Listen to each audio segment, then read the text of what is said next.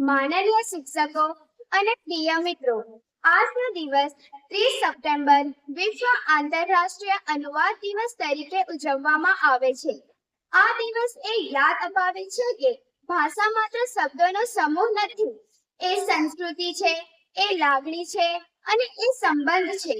અનુવાદ એ છે જ્યારે એક ભાષાના વિચારો બીજાની ભાષામાં જીવંત બને છે। જ્યારે કોઈ અંગ્રેજી કવિતા ગુજરાતી વિદ્યાર્થીના હૃદય સુધી પહોંચે, જ્યારે વિજ્ઞાનના સંશોધન હિન્દી ભાષામાં સમજાય, ત્યારે એ અનુવાદકના શ્રમથી શક્ય બને છે।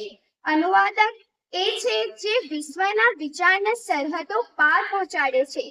તેઓ એ છે જેઓ ભાષાની ભિન્નતાને એકતામાં ફેરવે છે।